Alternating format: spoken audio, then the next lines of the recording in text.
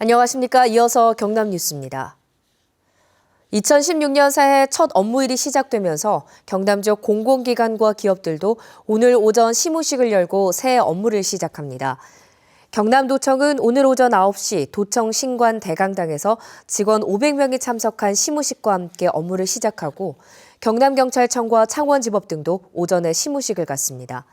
지난해 말 일주일가량 휴가를 가졌던 창원산업단지 기업체도 오늘부터 정상조업에 들어갑니다. 오는 4월 총선을 앞두고 경남 정치권이 오늘 일제히 시무식과 신년 인사회를 개최합니다. 새누리당 경남도당은 오늘 오전 당사에서 국회의원과 당 소속 단체장 등이 참석하는 도당 신년 인사회를 개최합니다. 더불어민주당 경남도당도 오늘 오전 도당 사무처에서 신년 담배식을 하고 김해 봉화마을에서 노무현 전 대통령 묘소를 참배합니다. 정의당 경남도당은 민주노총 경남본부와 시민노동단체와 함께 양산 솔발산 공원묘지에서 합동 시무식을 합니다.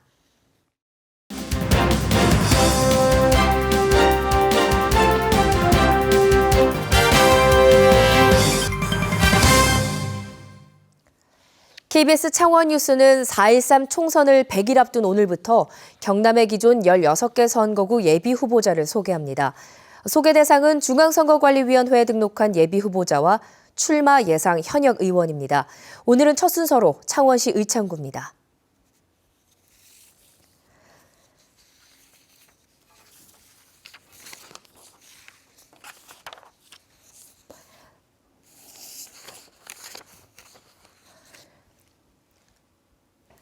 새누리당 김모화 정당인, 새누리당 박성호 국회의원, 새누리당 박완수 전 창원시장, 새누리당 이래호 전 경남개발공사 관광사업본부장, 더불어민주당 김기훈 전 국회 정책연구위원, 무소속 박성만 전 신화마그네슘 직원입니다. 박종훈 교육감 주민소환 청구인 서명부에 일부 서명이 허위로 작성된 것으로 드러났습니다. 경찰 수사가 본격적으로 시작됐는데요. 허위 서명 작성에 사용된 도민 2만 4천여 명의 주소록의 출처가 수사의 핵심입니다. 박상현 기자입니다. 경남도민 2만 4천 명의 개인 정보가 담긴 주소록입니다. 이름과 생년월일, 상세 주소가 빼곡히 담겨 있습니다. 이 주소록은 지난해 12월 22일 창원 북면의 한 공장 사무실에서 발견됐습니다. 당시 사무실에서는 42살 박모 씨 등 5명이 이 주소록을 보고 박종훈 경남교육감 주민소환 서명부에 경남도민 2,500명의 서명을 허위로 작성했던 것으로 전해졌습니다. 경남선거관리위원회가 현장에 있던 5명을 경찰에 고발하면서 이번 주 본격적인 수사가 시작됩니다. 주요 위법 혐의는 주민소환법과 개인정보보호법 위반에 형법의 공문서 위조 행위, 특히 주소록의 출처를 밝히는 것이 핵심이 될 전망입니다. 주소록이 어디에서 나왔느냐에 따라 허위 서명이 조직적이고 광범위하게 이루어졌는지 여부가 드러나기 때문입니다. 피고발인 5명에 대해서 조사가 완료되면 개인정보 유출된 부분에 대해서 수사가 확대되어 유출자에 대해서도 수사가 확대될 여지가 있는 것으로 판단됩니다. 주민소환법 위반은 1년 이하 징역이지만 개인정보보호법 위반은 5년 이하 징역으로 훨씬 무겁습니다. 선관위는 이번 고발 말고도 박종훈 경남교육감 주민소환운동 쪽에 이미 2건에 대해 경고 조치했습니다. KBS 뉴스 박상현입니다. 2016년 새해를 맞아 경남 각 분야의 전망을 짚어봅니다. 침체된 경남에 새로운 활력을 불어넣을 자치단체의 전략을 취재했습니다. 조미령 기자입니다. 한국 경제 발전의 견인차 역할을 했던 기계산업과 조선산업. 노후화된 기계산업은 경쟁력이 떨어져 있고 조선산업은 최악의 위기 상황에 놓여 있습니다. 경상남도는 침체에 빠진 경남 경제 활력을 위한 해법 마련에 나섭니다. 항공, 나노, 해양 플랜트 국가 산단을 올해 중에 행정 절차를 완전히 마무리하고 내년부터는 착공이 시작될 수 있도록 이렇게 해나가겠습니다. 경상남도가 추진하는 성장 동력은 모두 5개입니다. 먼저 항공과 나노융합, 해양 플랜트, 세계 국가 산단 개발에 박차를 가합니다. 주력인 기계산업의 융합화를 위해 창원 국가산단의 구조 고도화 사업과 로봇산업의 인프라 구축에도 사활을 겁니다. 남해안을 따라 관광 휴양 벨트를, 서부 지역에는 한방 항로화 산업 벨트 조성에 집중합니다. 자치단체도 지역 발전을 위한 전략 마련에 나섭니다.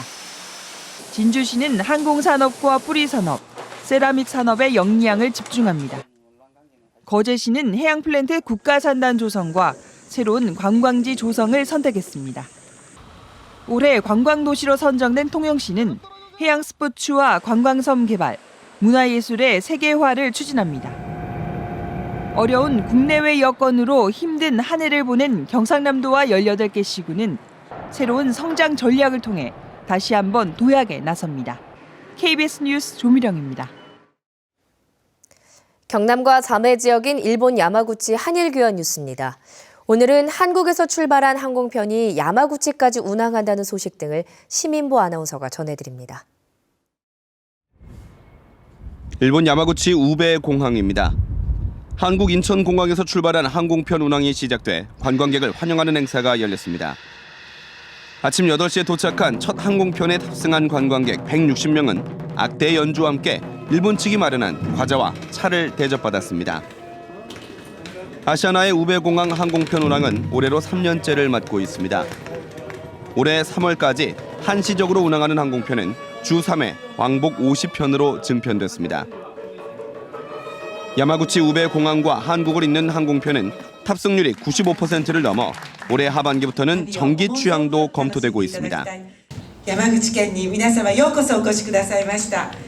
温泉あり、そしてゴルフ場あり、旅を思う存分楽しんでいただきたい。 시모노세키 칸몬 해협의 유메타워에서는 통유리창을 청소하는 작업이 벌어졌습니다. 유메타워는 지상 140m의 높이에 한 면이 유리벽으로 된 전망대가 있어 도심지와 칸몬 해협 전경을 조망할 수 있습니다. 새해를 앞두고 벌이는 전망대 통유리 청소는 이곳을 찾는 관광객들에게도 유명한 볼거리입니다.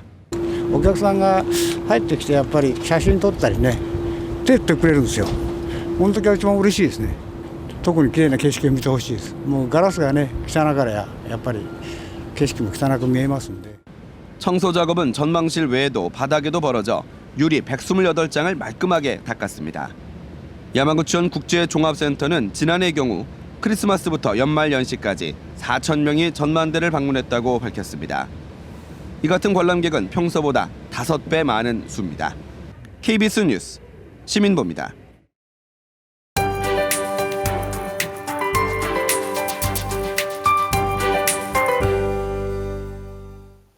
오늘은 마스크를 꼭 챙기셔야겠습니다. 중국발 스모그의 영향으로 미세먼지 농도는 나쁨 수준까지 오르겠는데요.